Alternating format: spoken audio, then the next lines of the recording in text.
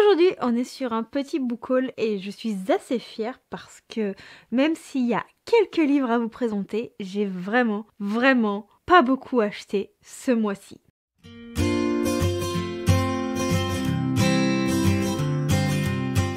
Hello mes petits érudits, c'est Johanna, bienvenue dans ma citadelle, je suis ravie de vous retrouver aujourd'hui pour ma vidéo book haul du mois de novembre. Un book haul dont je suis vraiment très fière parce que je n'ai acheté qu'un seul livre et c'est assez rare pour le souligner. Tout d'abord, je m'excuse pour cette tête de fatiguée, il est 10h30 du soir au moment où je vous tourne cette vidéo. Je ne tourne habituellement pas dans ces eaux-là, mais je n'ai pas trouvé d'autre moment pour tourner cette vidéo et je tenais absolument à ce que vous ayez cette vidéo samedi. Donc je vais commencer par vous présenter mes achats et ça va aller très vite. Au mois de novembre, le seul livre que j'ai acheté, il s'agit de La maison aux ailes déployées de Olivia Wildenstein, publié chez Corrigan, donc Le Royaume des Corbeaux, le premier tome d'une saga qui comporte au moins 5 tomes si je dis pas de bêtises.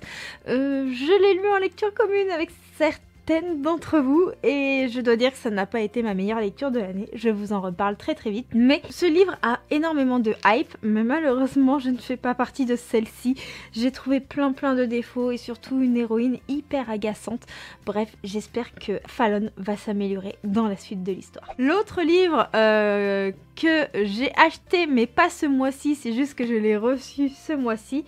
Il s'agit du coup du collector de la reine courtisane de Anatrice, l'autrice de Tintin, la guilde des ombres, que vous voyez si derrière moi. Et je dois dire que je suis vraiment heureuse. J'ai eu une dédicace vraiment exceptionnelle qui m'a mis les larmes aux yeux. Très personnalisée pour le coup. Et si jamais tu passes par ici, Anna, je te remercie de tout cœur. Vous le savez, Anatrice, c'est mon autrice préférée. C'est une autrice que j'aime de tout mon cœur. J'adore ses écrits, j'adore sa plume, j'adore les personnages de ses univers, notamment Belladine de la Guilde des Ombres, vous le savez, je ne m'en cache absolument pas. Et donc j'ai été vraiment très émue et donc forcément quand ce collector avait été annoncé quelques mois plus tôt, je ne pouvais que le précommander et donc j'ai reçu ma petite précommande, je crois que c'était au mois d'octobre, fin novembre et je suis trop contente. En plus, le livre est absolument magnifique. On a des illustrations. Vous savez qui c'est pour ceux qui ont lu la Guilde des Ombres. Mais on a plein d'autres illustrations. Je suis vraiment très contente que cette saga se complète dans ma petite étagère derrière moi. C'en est tout pour les achats, je vais passer aux cadeaux et il y en a eu deux qui ont été faits par ma très chère Aurélie, donc de Livromancienne, une amie vraiment très chère à mon cœur. Encore merci beaucoup Aurélie, si jamais tu passes par là, ça m'a énormément touchée. Je ne m'attendais vraiment pas à ces cadeaux, tu es un amour, une amie extraordinaire et on a tous besoin d'une Aurélie dans notre vie. Donc Aurélie m'a pris en collector Adopted Love de Alexia Gaïa, le premier tome. C'est une romance que j'avais lu il y a fort longtemps en numérique, je ne l'avais pas en papier et quand on est passé devant, j'avais dit à Aurélie que j'avais beaucoup aimé cette romance et je la vois prendre le bouquin comme ça. En fait on passe en caisse et moi je croyais qu'elle voulait se lâcher pour elle, je me suis dit tiens elle va peut-être du coup essayer une romance. Non, c'était pour moi. Elle m'a vraiment mis les larmes aux yeux et j'ai très hâte du coup de pouvoir un jour relire cette saga en version collector parce que c'est une très belle histoire d'amour. Une histoire d'amour avec énormément d'obstacles parce qu'on a un jeune homme qui vient des services sociaux et on a une jeune fille de la famille d'accueil dans laquelle il est qui elle aussi a un gros mal-être et il y a une histoire d'amour forcément qui va se former mais avec deux êtres complètement brisés par la vie et j'avais été très émue par cette histoire. L'autre roman qu'elle m'a offert, et elle m'a fait à peu près le même coup qu'avec le précédent, il va falloir que je me méfie lors de nos prochaines sorties librairie, il s'agit de Oh My God Noël, un chalet et mon ex de Natacha Pilorge, publié chez J'ai lu. Et là on est dans une petite romance de Noël, je crois qu'il y a une réunion d'anciens élèves et forcément son ex sera à cette réunion si je dis pas de bêtises.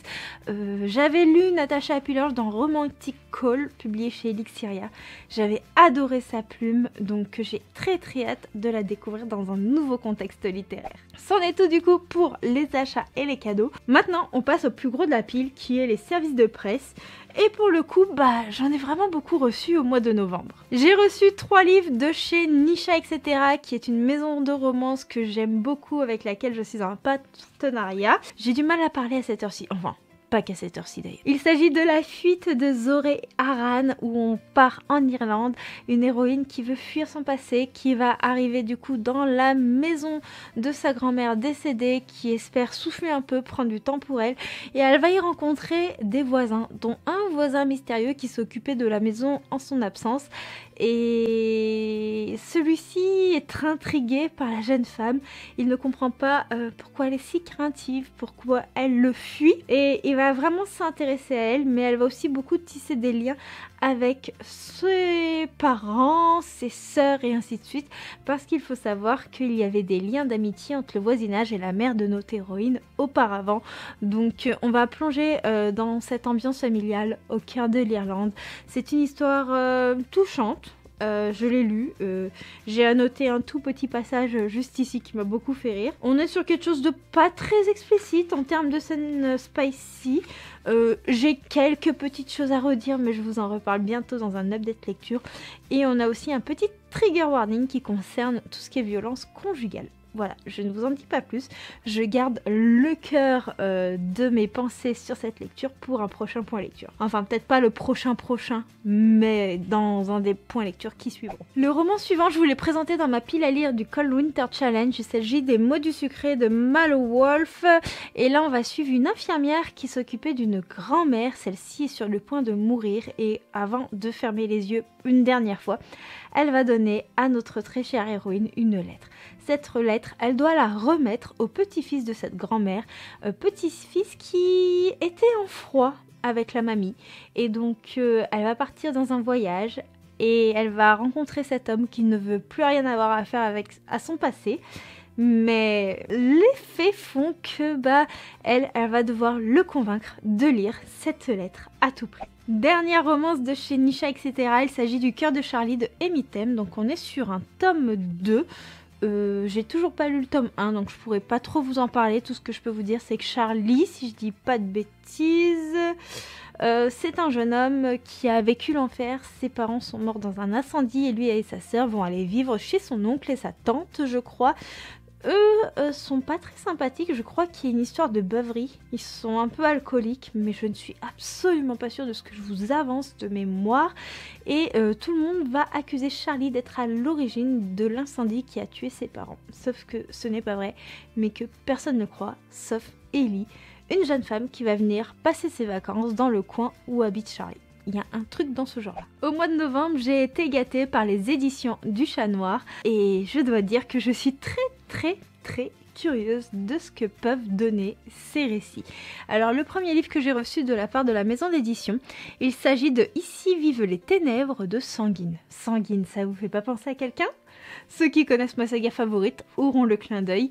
Et donc, ici on est dans une histoire de malédiction, de fantômes, une histoire gothique et je crois qu'il y a une question de maison hantée, mais je pourrais pas vous en dire plus pour le moment. Maintenant, on passe dans une espèce de thriller fantastique où il y a 3 femmes à l'honneur. Apparemment, il y a dans la ville de Cloud Kiss un tueur en série. Et une des jeunes filles, Lucie, va le voir se tuer à un moment donné. Sauf que, après moult recherches, le corps de ce tueur en série n'a jamais été retrouvé. Sauf que depuis ce moment-là, le meurtrier n'arrête pas de hanter les pensées de notre héroïne.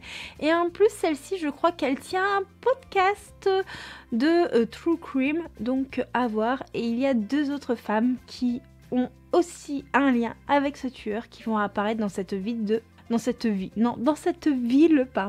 Cloud Kiss. Voilà, je peux pas vous en dire plus. Très mystérieux. En tout cas, j'aime beaucoup la couverture et j'ai hâte de savoir ce que ça va donner. Le livre qui me tente le plus des éditions du Chat Noir que j'ai reçu au mois de novembre, il s'agit de celui-ci, Feu d'automne, de Maggie Alchimique et Bettina Nordet. De Maggie Alchimique, c'est Magie Alchimique. Faut pas que je tourne à cette heure-ci, c'est vraiment pas bon. Donc c'est Feu d'automne, Magie Alchimique de Bettina Nordet. Je vous dis des bêtises complètes. Je n'en peux plus de moi. Donc on est dans une histoire d'urban fantasy avec de la romance et des elfes. Est-ce qu'il en faut plus? Personnellement, pas forcément pour me tenter.